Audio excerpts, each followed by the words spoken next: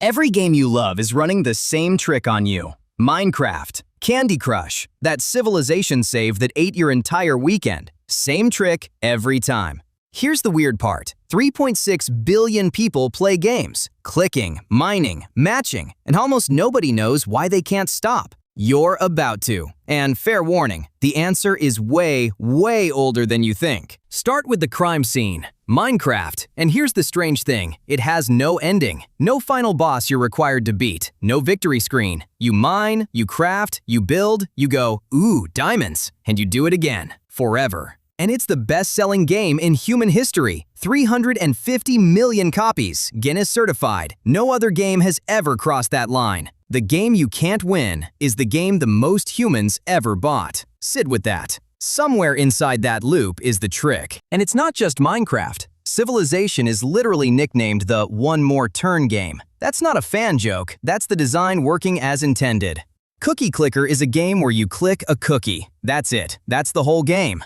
Millions of people played it, on purpose. This loop built an empire. Gaming made around $189 billion in 2025. That's bigger than the film industry and the music industry, combined, roughly 3 times over. Whatever this trick is, it prints money. Okay, the trick. Open a loot box, pull a gacha, crack a chest. Sometimes you get junk, and sometimes you get the thing, and you never know which. That maybe? That's the whole trap. It's called a variable reward, a prize that shows up at random, and a random maybe reward is the single most powerful way to keep a brain hooked that psychology has ever found. Stronger than a guaranteed prize and far harder to walk away from. Guaranteed rewards get boring. Maybe rewards are irresistible. Every loot box, every gacha pull, every Candy Crush board, every chest that might have diamonds. Same machine, a slot machine, wearing a costume. And your brain plays along beautifully. Because dopamine, the chemical everyone calls the pleasure molecule, doesn't actually fire when you get the prize. It fires before, on the anticipation, on the maybe. Scientists call it wanting versus liking. You're not chasing the loot, you're chasing the possibility of loot. The prize is almost beside the point. Oh, and it gets sneakier. The near-miss effect.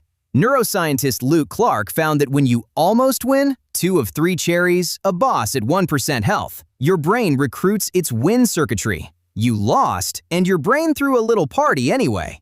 And it makes you want to go again, harder. And here's the part that should make you grin. None of this is left to luck. There are entire teams whose only job is to keep you playing. Candy Crush A/B tests its levels on millions of people at once. Difficulty, rewards, timing, hunting for the exact version you can't put down. Loot box odds aren't luck. They're dialed-in numbers. Games even use dynamic difficulty, quietly easing up right when you're about to rage quit, so you don't. They stopped guessing a long time ago. They engineer the maybe down to the decimal. So that's why one more turn becomes 4 a.m. And the loop even follows you out of the game. The Tetris effect. Play enough Tetris and you see falling blocks with your eyes closed. It's real enough that Tetris has actually been used to reduce trauma flashbacks. The game colonizes your idle brain. Politely, and we are all in deep. The average teen, 15.2 hours a week. Heavy gamers, 20 plus. You're doing the math on yourself right now. I'll wait. Now, here's where you expect me to say, and that's how modern game designers hacked your brain. Nope, bigger. This trick is 4,600 years old. Meet the royal game of Mesopotamia, around 2600 BCE. Dice, racing pieces, random rewards. A full variable reward loop built out of wood and shell, thousands of years before the first loot box. People loved it so much that bored ancient people scratched boards into the giant guardian bull statues at Nineveh. Graffiti, so they could sneak in around. Before that, knuckle bones, actual animal bones, rolled as dice. Games, as a category, are older than the wheel, older than writing. We built the dopamine loop before we built the alphabet. Because nobody invented this trick, it was discovered. Your dopamine system evolved for foraging, for the hunt. Scan the landscape, maybe find food, maybe don't. Feel the spike, keep searching. Uncertain rewards kept your ancestors alive. Nobody designed that wiring. The games just found the button. Which brings us all the way back to Minecraft. What do you actually do in Minecraft? You forage resources. You craft tools. You build shelter. Minecraft isn't a video game with a Stone Age skin. It's a Stone Age survival simulator, feeding your Stone Age reward system exactly what it evolved to crave.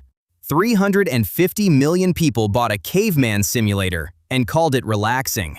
The caveman with his knuckle bones, the Sumerian at the board, you at 2 a.m. whispering one more block. Same face, same grin, same chemical. And here's the number that ties it all together. In 2025, humanity played 444 billion hours of video games. That is roughly 50 million years of human life, every single year. Half the planet pouring 50 million years of life a year into a loop that's 4,600 years old. So, no, you don't have a problem. You have a pedigree.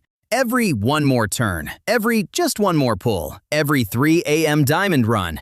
That's not a glitch in your brain. That's the oldest working software you own, running exactly as designed. The games didn't trick you into becoming someone new. They just found the caveman and handed him a controller. This is you. It always was. Now go get those diamonds.